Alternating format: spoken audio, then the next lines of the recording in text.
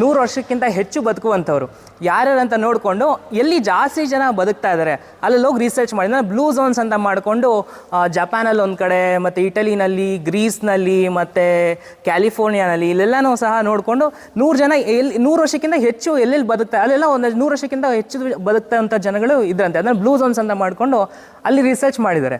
ಏನಕ್ಕೆ ಇವ್ರು 100 ವರ್ಷಕ್ಕಿಂತ ಹೆಚ್ಚು ಏನಕ್ಕೆ ಬದುಕ್ತಾರೆ ಮತ್ತು ಏನು ಇವ್ರ ಲೈಫ್ ಸ್ಟೈಲ್ ಏನು ಅಂತ ಚೆಕ್ ಮಾಡ್ಕೊಳ್ತಾ ಹೋದ್ರಂತೆ. ಅದ್ರಲ್ಲಿ ಮೇಯ್ನ್ ಮುಖ್ಯವಾಗಿ 4 ಗೊತ್ತಾಯಿತು. ಒಂದು ಬಂದು ಡಯೆಟ್ಟು, 2ನೇದು ಬಂದು ಎಕ್ಸಸೈಸು, 3ನೇದು ಬಂದು ಪರ್ಪಸ್ ಆಫ್ ಲೈಫು, 4ನೇದು ಬಂದು ಸೋಷಿಯಲ್ ಕನೆಕ್ಷನ್ ಸ್ಟ್ರಾಂಗ್ ಆಗಿತ್ತು ಅಂತ. ಸೊ ಒಂದೊಂದು ಎಕ್ಸ್ಪ್ಲೇನ್ ಮಾಡ್ತಾ ಹೋಗ್ತೀನಿ. ಸೊ ಡಯೆಟಲ್ಲಿ ಏನು ಮಾಡ್ತಾಯಿದ್ರು ಅಂದರೆ ಜಪಾನಲ್ಲಿ ಏನಪ್ಪ ಅಂದರೆ ಹರ ಹಚಿಬು ಅಂತ ಅದೊಂದು ಸೂತ್ರ ಥರ ಇಟ್ಕೊಂಡಿದ್ರು. ಅಂದರೆ ನಾವಿಲ್ಲಿ ಪ್ರೇಯರ್ ಮಾಡ್ತೀವಲ್ಲ, ಈಗೆಲ್ಲ ಬಿಟ್ಬಿಟ್ಟಿದ್ದೀವಿ, ಬಟ್ ಅದು ಜನರೆಲ್ಲ ಊಟ ಮಾಡೋಕ್ಕಿಂತ ಮುಂಚೆ ನಮ್ಮಲ್ಲೂ ಪದ್ಧತಿ ಇತ್ತು ಪ್ರೇಯರ್ ಮಾಡೋದು. ಹಂಗೆ ಅವರು ಜಪಾನಲ್ಲಿ ಅದನ್ನ ಹೇಳ್ತಾರೆ. ಸೊ ಅದು ಏನಂದರೆ ಅದ್ರ ಮೀನಿಂಗ್ ರಫ್ಲಿ ಏನಂತ ಅಂದರೆ, ಸೊ 80% ಅಷ್ಟು ಮಾತ್ರ ಊಟ